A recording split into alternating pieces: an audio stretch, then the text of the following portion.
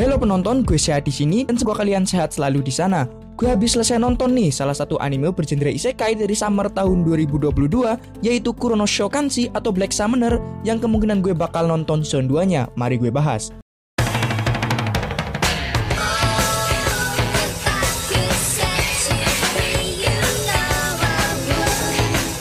Kurono Kanshi bercerita tentang reinkarnasi seorang bocah bernama Kelvin setelah mengalami kematian di dunia sebelumnya dan menukar ingatan dari dunia sebelumnya untuk memperkuat skillnya sebelum reinkarnasi.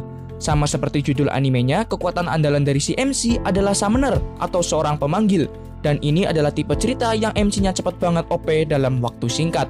Gue belum baca manga atau light novelnya, jadi ini murni pendapat gue sebagai penonton anime only. Anime Kurono Kanshi dibuka dengan sangat baik dengan animasi yang bagus diiringi musik yang sangat cocok untuk suasananya. Penggambaran karakter yang bagus dan sosok misterius yang berbicara dengan si MC membuat gue sebagai penonton merasa penasaran. Hal ini sudah bagus untuk pembukaan sebuah anime bertemakan isekai fantasi. Yang menurut gue agak beda di sini, tidak seperti anime isekai lainnya yang biasanya menceritakan dunia MC sebelum inkarnasi, tapi di anime ini karena ingatan masa lalu MC sudah ditukar dengan skill, jadi tidak ada banyak hal yang bisa kita ketahui untuk masa lalu si MC, dan ceritanya lebih berfokus pada dunia MC yang sekarang. Yang menarik perhatian gue di awal animenya adalah bagaimana cara studionya menampilkan status window dari si MC yang terlihat hidup, dan juga sebagai perantara sosok Dewi dengan si MC. Bukan hanya dibuat kaku, tapi status windownya bisa bergerak dan jadi lebih enak untuk dilihat.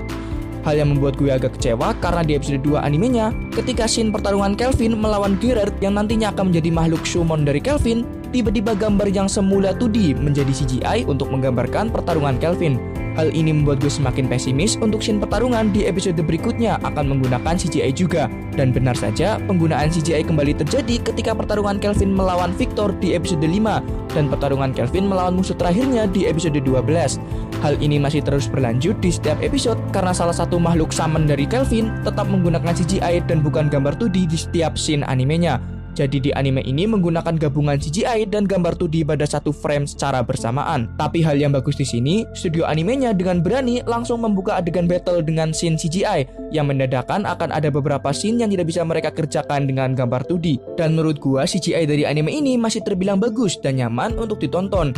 Dan CGI dari karakter Geralt yang masih terlihat bagus dan tidak terlihat kaku meskipun sering ditampilkan satu frame dengan karakter lain yang bergambar 2D.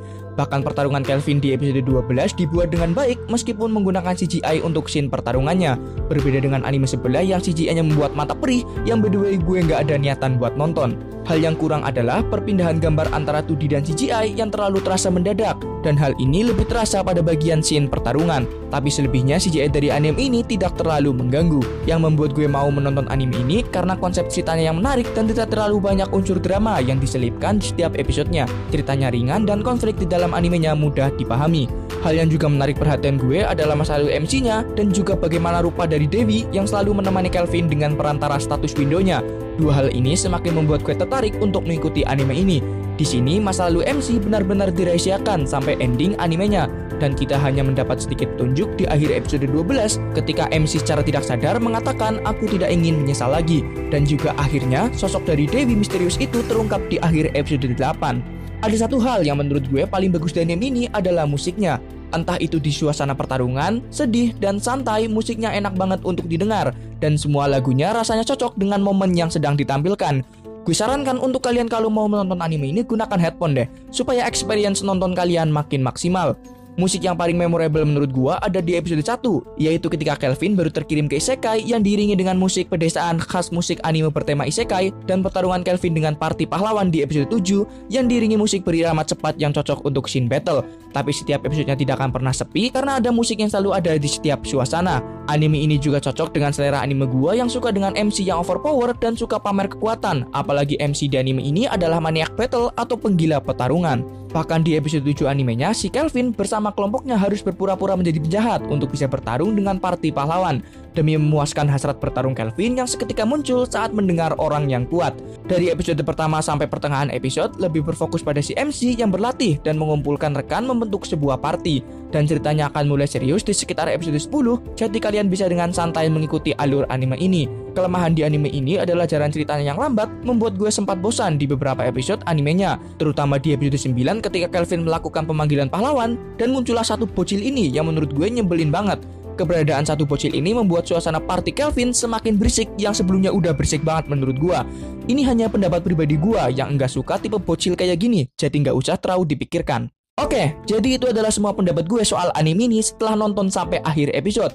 Terlepas dari beberapa scene yang menggunakan CGI dan juga episode yang membuat gue bosan, anime ini masihlah bagus untuk ditonton, menemani waktu luang kalian. Coba tulis pendapat kalian soal anime ini di kolom komentar. Mari sama-sama kita diskusikan dan saling bercerita pengalaman dalam menonton anime ini. Gue ucapkan banyak terima kasih bagi kalian yang sudah menemani gue sampai akhir video. Sampai bertemu lagi di lain waktu, terima kasih.